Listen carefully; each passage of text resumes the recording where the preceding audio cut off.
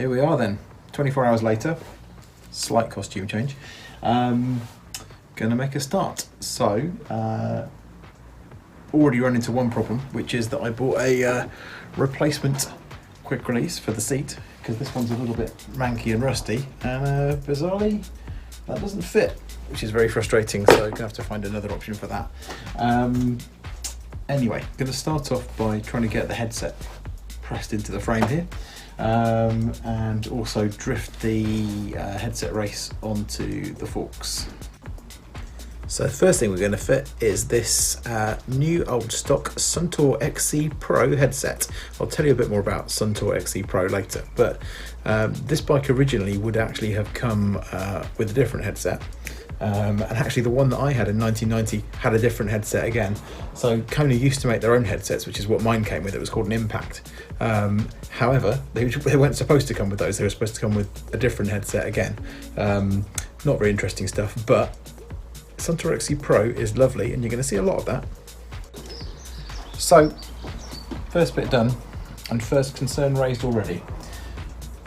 These Konas were infamous for stretching their head tubes.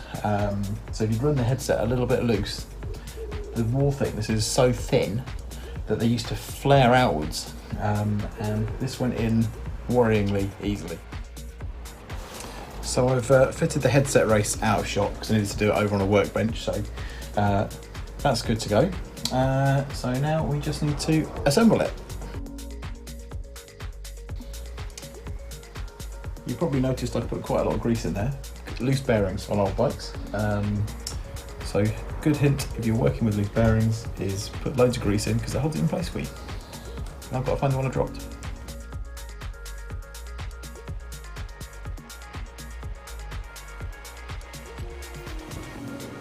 Bit of a weird upside down headset design on this. So I've never installed one of these before, but normally you'd expect your bearings to sit that way up in the top of the frame. On this, they sit the other way up. So I've actually stuck them on with grease so they can see what I'm doing here. But actually, the bearings go in there and then you screw the lot together, which is not very practical with loose bearings. So I've quickly stuck them on with grease like I was talking about before, because the good thing about if you grease everything up really heavily is that I've managed to stick all the bearings in the bottom there, but they're not going anywhere because they're glued in. So let's try and get this fork installed.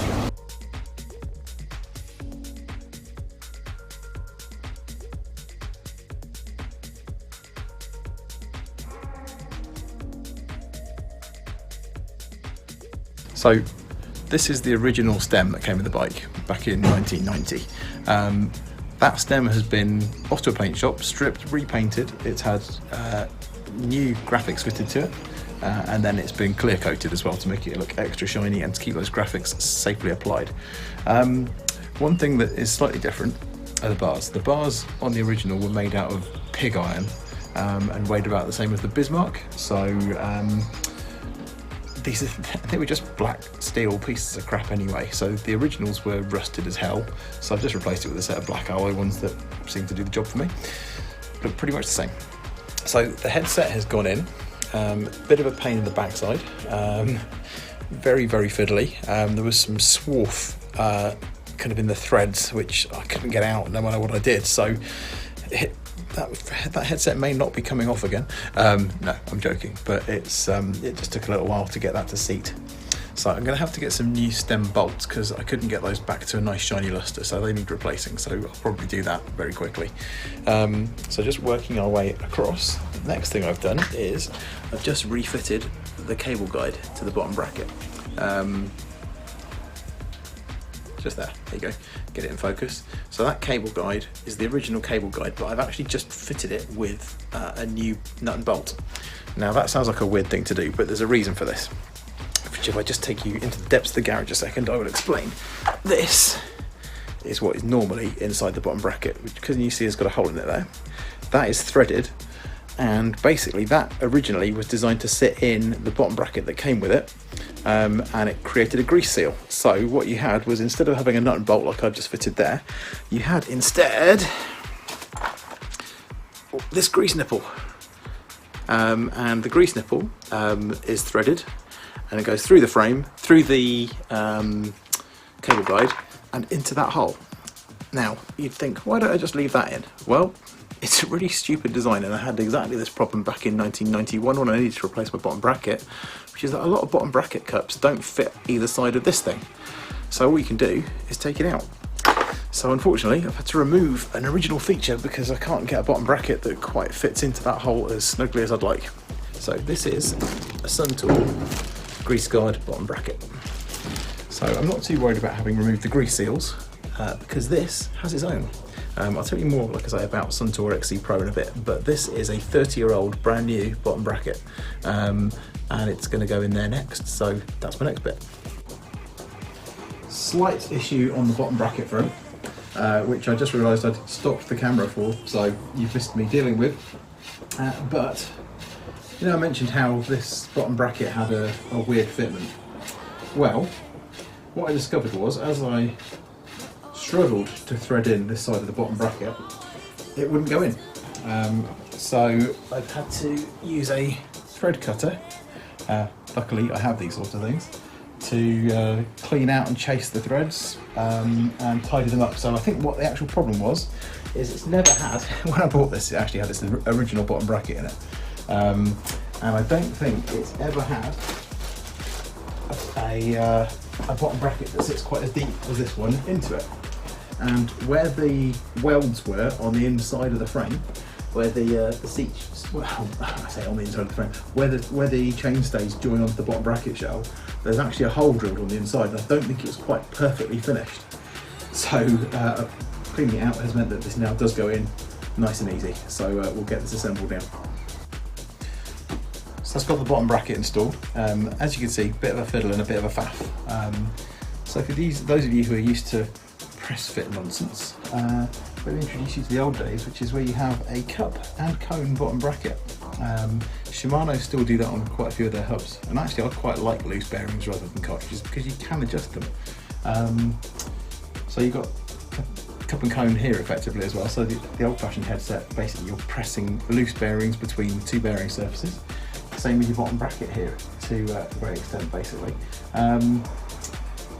As I say, this is a grease guard bottom bracket. In fact, all the bearing componentry on this bike, including the hubs, is what's called Suntour grease guard. And Suntour grease guard is a fripping amazing thing, which a few manufacturers do on a few things these days, but no one does a whole group set like this, which is where basically everywhere you go, you've got a little grease port. So let me just show you the crank caps.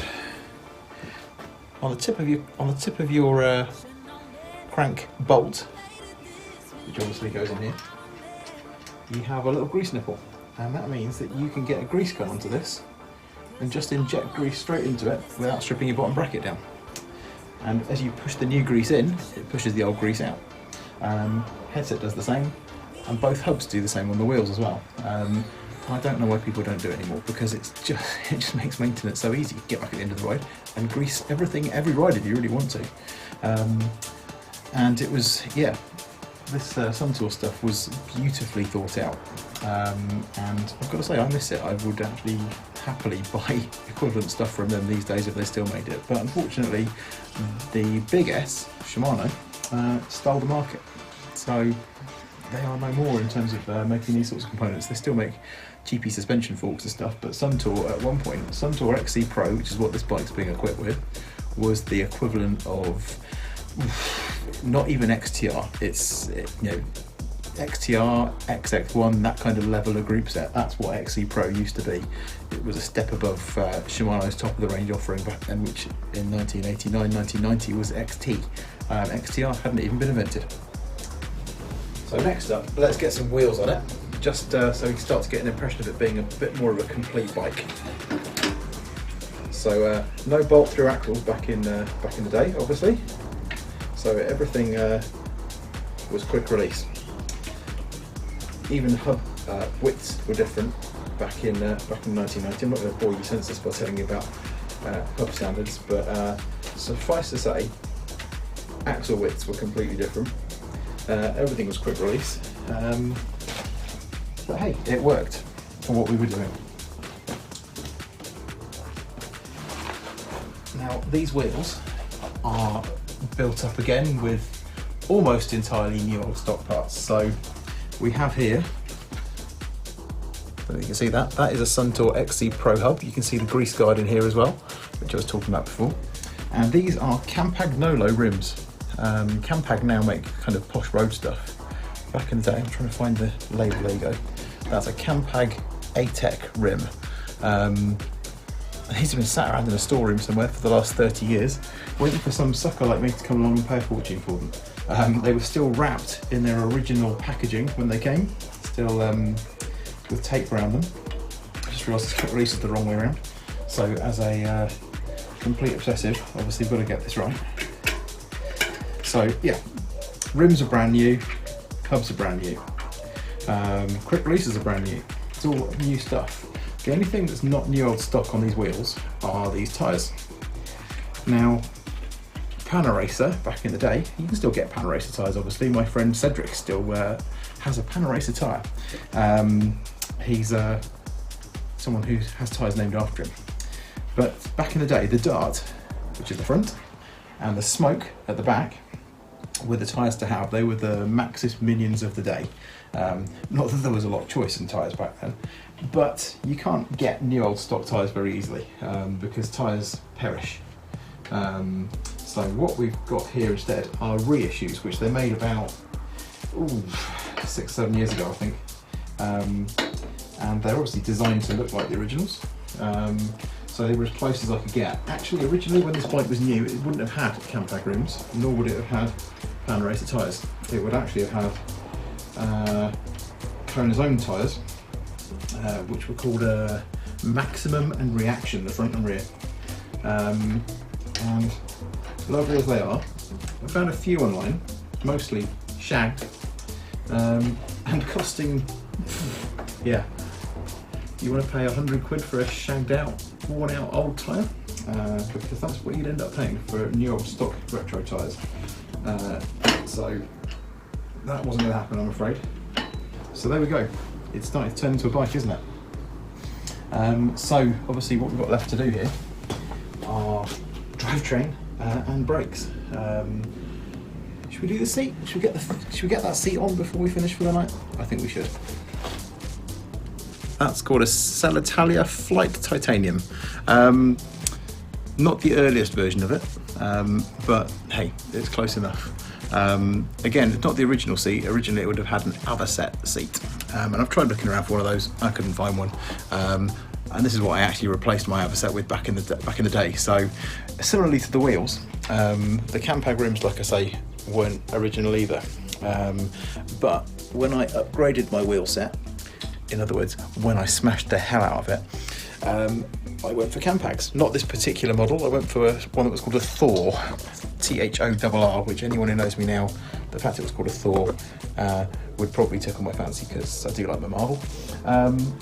So yeah, Campag Thors aren't available anymore, couldn't get them anywhere. But the ATECs, which I did think about buying back in the day as well, fortunately have a nice matching blue sticker which kind of goes with the paintwork, so kind of like that anyway. So there we go, bar, stem, headset, fork, bottom bracket, seat post, seat, rear wheel, front wheel, and I've obviously already fitted the cassette at the back. The cassette is a slightly non-period one. It's probably about a year or two later than the original that would have been on it.